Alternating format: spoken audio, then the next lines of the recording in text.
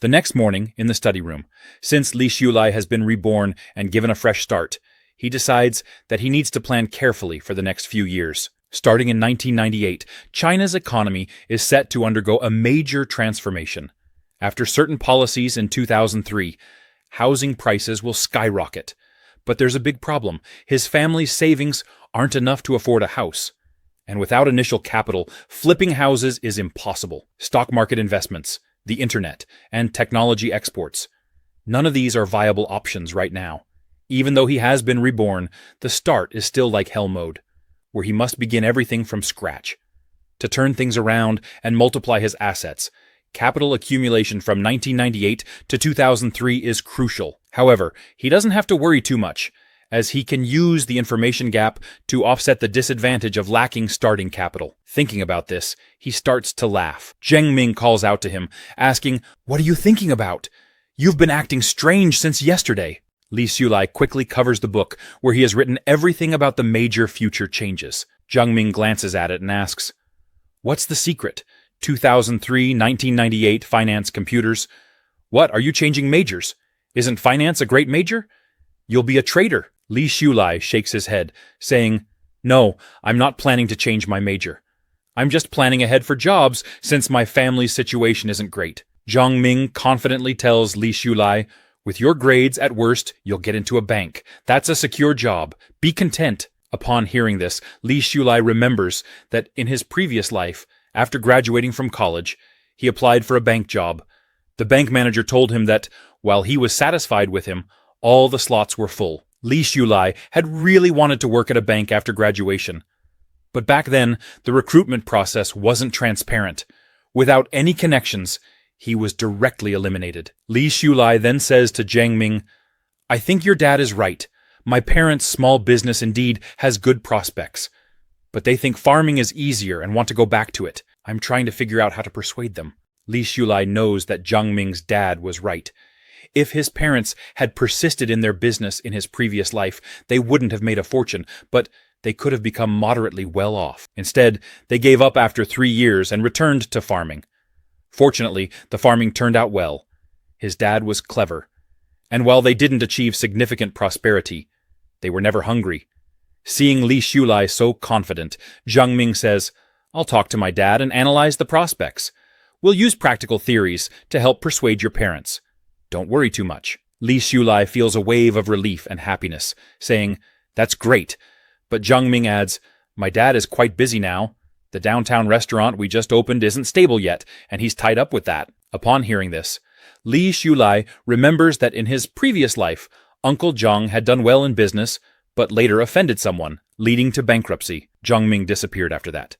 He still recalls the moment when Zheng Ming, in tears, told him he was leaving the city, saying, "I don't know when we'll meet again, but you must succeed. I believe in you. You can do it." Li Xiulai didn't expect Zheng Ming's fate to be so tragic in his previous life. So, he gives Zheng Ming some advice. When growing a business, it's essential to keep liquid funds, avoid breaking the capital chain, and be wary of petty people. Your dad is a good man, but he speaks straightforwardly. I've heard that business is like a battlefield. One misstep, and you could fall into someone's trap. Be careful. Zheng Ming, hearing this, laughs and says, "You're talking like an old man. Don't worry too much. My dad surely knows these things. We don't need to stress. Come on, class is over. Let's go to the bathhouse." Seeing Zheng Ming so carefree and happy, Li Xiulai thinks, if I tell him now that his dad's business will fail, he'll think I'm cursing them. In the future, he needs to keep an eye out for this petty person and help them when necessary. After all, Zheng Ming never looked down on his poor family for 3 years. He always ordered extra food when they ate in the cafeteria, pretending he couldn't finish it and then giving it to Li Xiulai. Knowing Li Xiulai's family's situation, he often found excuses to give him money, saying, "You think I'm lending you money for free?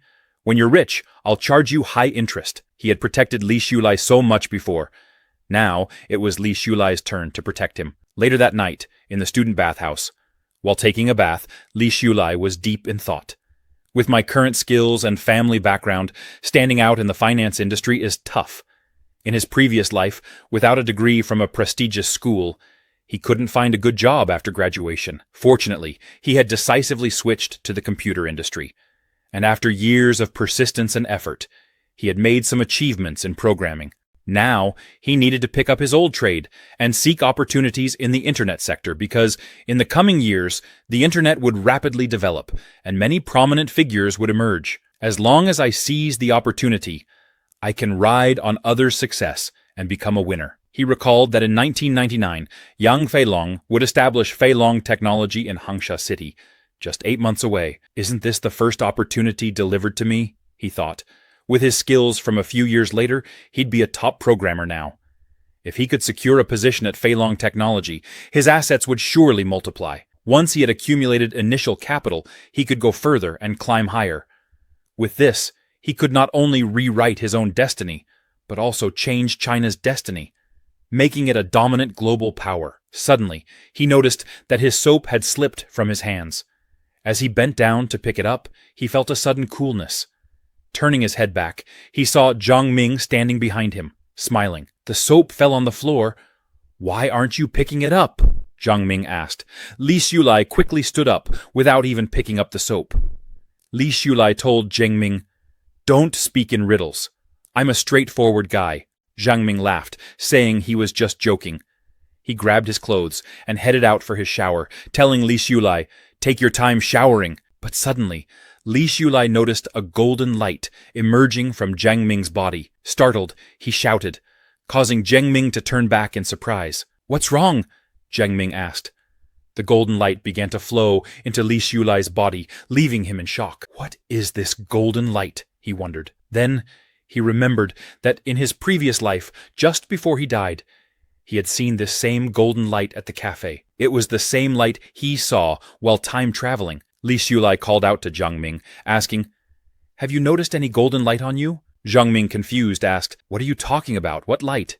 Is it Ultraman's light? I don't see any golden light on you." "Have you been watching too much TV?" He then told Li Xulai. "Don't startle me like that. You scared me." Li Xulai looked at his hand, but the golden light had vanished. Confused, he wondered if it was some kind of illusion brought on by his time traveling. Zhang Ming, noticing that Li Xulai had been acting strangely lately, advised him, "Just take a good shower and relax. If it doesn't get better, let's go to the school clinic tomorrow for a checkup."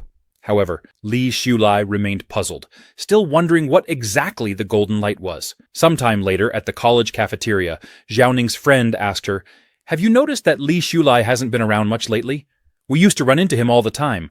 Xiaoning, noticing how much her friend was talking about Li Xulai, responded, "You seem to care about him a lot. If he appears, he appears. If he disappears, he disappears. It's none of my business." Her friend shook her head. "It's not like that. I think he's realized he can't get your attention, so he's found a new target." Xiaoning also found this strange, because Li Xulai used to ask about her often. Whatever elective she chose, he would choose too. He would even come to the library when she went. He was always present in class, sitting in noticeable spots to catch her attention. But now, he often skips class, and even when he does attend, he sits in the back reading other books. What is he up to? Xiaoning wondered. As she was thinking about this, her friend nudged her, saying, "Xiaoning, look! Speak of the devil! There he is! The big romantic has turned into a bookworm. Is he preparing for graduate exams?" They both saw him approaching, deeply engrossed in his notes, planning and writing about future opportunities he knew of. He couldn't afford to wait 8 months to approach Yang Feilong. It would be too late by then. Yang Feilong's business empire had overlooked some key issues in its early stages. And Li Xulai needed to identify these problems as soon as possible. He was so absorbed in his thoughts about future events that he didn't even notice Xiaoning and her friend. Xiaoning, seeing him like this, thought, "So he's playing hard to get with me. Some people just can't change their habits." Li Xulai was so focused on his book that he didn't see her and accidentally bumped into her. Xiaoning's lunchbox fell to the ground, spilling its contents. Angrily, she confronted him. "Are you pretending not to see us? We didn't even move, and you bumped into us." Li Xulai quickly apologized, saying he didn't mean to. But Xiaoning was too upset. She snapped, "How long are you going to stalk me like this? Don't try to get my attention with these tactics. I don't fall for hard-to-get games. Do you know how much trouble and annoyance this behavior causes?" Li Xulai picked up the lunchbox from the floor and apologized again, admitting it was all his fault. He offered her money as compensation and said, "If you need, I can get you another portion." However, Xiaoning, still irritated, replied, 1 yuan doesn't make a difference to anyone, just don't bother me again. Next time, watch where you're going, or if you get hit by a car crossing the street. Whose fault will it be? She advised sternly. Li Xulai, upon hearing Xiaoning's words, simply said, all right, you're a good person, and then drifted back into his thoughts. Considering how young Fei Long's problems had been reported by the media many times in his past life, seeing Li Xulai so nonchalant, Xiaoning's friend was surprised and said, no way, is he crazy to just leave like that?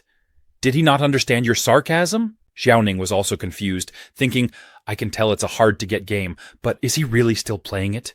His skin is really thick. Her friend then suggested, could he have actually lost interest in you? He didn't even look at you. In the past, he'd cling to you and rush to help you with everything. Now, he just throws money at the problem. Xiaoning, getting angrier, replied, maybe because I pointed out his intentions, it must have hurt his pride. She told her friend to wait, while she went to get another meal, thinking, is this game fun for you? Do you really think I'd fall for such little tricks?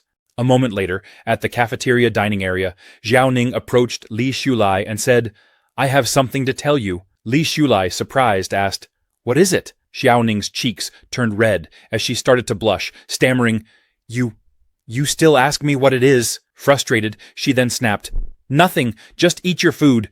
She thought to herself, I hope you choke on it. Li Xulai, unfazed, simply told Xiaoning to eat as well, before turning back to his food and notes. Xiaoning sat down, watching him intensely focus on his books, paying no attention to her. She thought, what's wrong with him? I've been sitting here for 3 minutes, and he's only focused on shoveling food and looking at his notebook. He's really holding back from saying a word to me. Suddenly, Li Xulai noticed something and looked up. Xiaoning thought, is he about to burst and talk to me now? But then she realized he wasn't looking at her. Curiously, she wondered who he was looking at. As he turned, she saw a girl with blonde hair. Zhang Shuili, Xiaoning thought. So he's fallen for someone else. Zhang Shuili dresses up flashy every day, and her family is rich. Indeed, there aren't many men who don't like that kind of woman, Xiaoning sneered. A toad cannot dream of eating swan meat. Do you even know what kind of person Zhang Shuili is? Li Xulai, in your next life, be born into a better family if you want to pursue someone like her. Li Xulai calmly replied, you misunderstand, but I don't need to explain it to you. He finished his meal and said to Xiaoning, you can do as you please. I'm leaving. Xiaoning was taken aback by his response and retorted, don't be too much. What Xiaoning didn't understand was that Li Xulai wasn't looking at Zhang Shuili because he liked her. It was because of what he remembered from his previous life. Professor Guo's life was completely ruined by Zhang Shuili's scheming. Not only did she destroy his career, but she also used her wealth and influence as a second-generation rich kid to twist the truth, bribe the media, and force him into a corner. Even his wife and child's lives were affected. They were ostracized, judged at work and school, and publicly shamed. To prove his innocence, Professor Guo had pleaded to the media, insisting that throughout his life he had been loyal to his wife, responsible toward his students, devoted to his son, and diligent in his work, always upholding his principles. Yet he ended up as the target of destructive rumors, which spread like wildfire. Professor Guo, unable to clear his name, chose death as a means to prove his innocence, hoping to be remembered as an honest man. In his final words, he declared that he had never coerced or sexually harassed any student. He had no regrets in life, except for the pain he had caused his wife and child. After saying those last words, he jumped from the college building in front of everyone. When Li Xulai arrived at the scene back then, he saw only the tragic sight of a falling body. The heartbreak he felt was indescribable. The professor's wife and child also witnessed everything, their hearts shattered. Unable to bear the loss, the professor's wife later committed suicide, leaving their 10-year-old son to be raised by others. A good family was destroyed just like that. But the real culprit, Zhang Shuili, was enjoying her life without a care in the world. She scoffed. That old man thought proving his innocence by dying would affect me? How laughable. Her friends agreed, saying, exactly.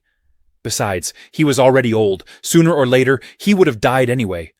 Dying earlier just saves on burial costs. Zhang Shuili felt no remorse, knowing that whatever happened, her father could handle it with money. It's better he's dead. No evidence left. Life is precious. Why seek death? She added callously. Li Shulai, who had overheard everything by chance, felt a surge of anger. Zhang Shuili, you may never die well, he thought. Coming back to the present, he reflected, pursue her. Why would I pursue her?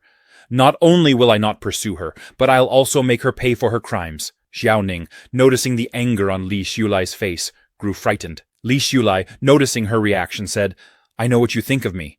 You believe I liked you, but now I don't, and you think I've turned my attention to another woman. That's why you're upset and sarcastic with me. He then asked her, in the finance industry we study, do you know what's most important? Xiao Ning replied confidently, of course I know. These are basic concepts from class, forward-looking vision and persistent perseverance. Li Shulai laughed. Wrong, it's liquidity funds. Without liquidity, the capital market collapses. He continued explaining, the financial wizards you'll meet in the future. Their success largely depends on risk management and optimizing their liquidity. Whether it's stocks, bonds, futures, or derivatives, the principle is the same. As he spoke, Xiao Ning found herself lost in his words. What on earth is this guy talking about, she wondered, but at the same time, it seems to make a lot of sense. Li Shulai advised her, just burying your head in books will make you a bookworm. You should start thinking about more serious things.